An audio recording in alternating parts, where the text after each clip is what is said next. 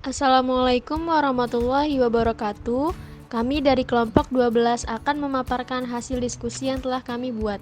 Yang kami hormati, dosen mata kuliah Filsafat Ilmu Ibu Luciana Wulansari, SPMPD, serta teman-teman semua.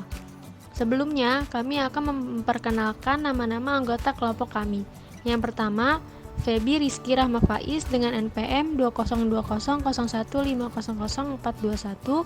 Yang kedua, Naila Sabila dengan NPM 202001500356.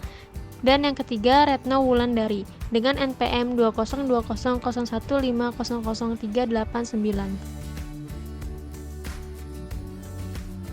Materi yang akan kami jelaskan yaitu mengenai filsafat ilmu, bimbingan, dan konseling. Dengan pembahasan yang pertama, landasan falsafah ilmu, bimbingan, konseling, dan yang kedua, ontologi, epistemologi, dan aksiologi bidang ilmu, bimbingan, konseling. Landasan falsafah ilmu, bimbingan, konseling. 1. Landasan dalam bimbingan dan konseling pada hakikatnya merupakan dasar pijakan dan kacamata bagi konselor dalam melaksanakan dan mengembangkan layanan bimbingan dan konseling.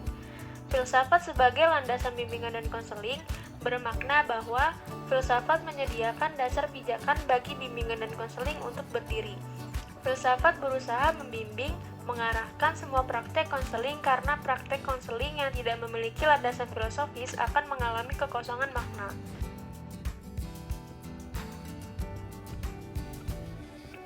2. Landasan falsafah bimbingan dan konseling adalah asumsi filosofis yang dijadikan titik tolak dalam rangka studi dan praktek bimbingan dan konseling. Asumsi tersebut adalah jawaban menyangkut pertanyaan tentang apakah makna hidup itu, dari mana asal manusia dan kemana perginya, siapa manusia itu, dan pertanyaan sulit lainnya.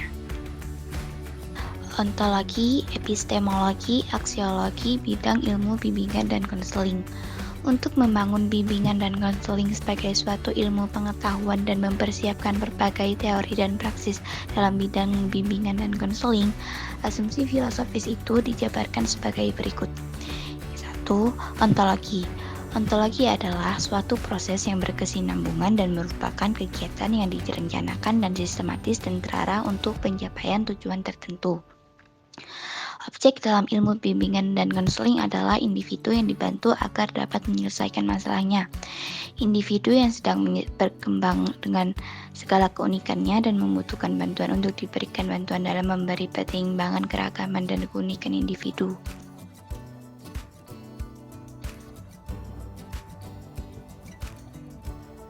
Dua, epistemologi. Epistemologi adalah teori pengetahuan yang membahas secara mendalam segenap proses yang terlibat dalam usaha kita untuk memperoleh pengetahuan, mempersoalkan hubungan antara dua subjek yang setara antara konselor dan konseling. Pada ilmu bimbingan dan konseling, proses yang terlibat pada usaha dalam mendapatkan pengetahuan melalui wawancara, di mana kegiatan ini berfungsi untuk memperoleh dan memberikan berbagai informasi, melatih atau mengajar, meningkatkan kematangan, memberikan bantuan melalui pengambilan keputusan dan usaha penyembuhan. Konselor berusaha mengurangi jarak antara dirinya dengan konseling.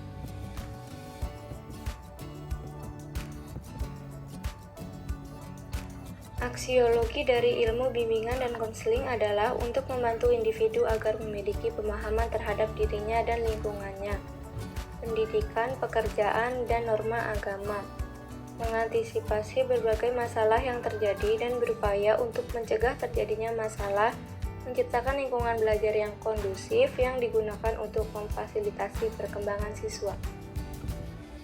Menurut aksiologi, cara mengungkapkan pengetahuan tentang bimbingan dan konseling dapat dipergunakan berbagai cara atau metode, seperti pengamatan, wawancara, analisis dokumen, riwayat hidup, laporan, perkembangan, himpunan data, dan lain-lain.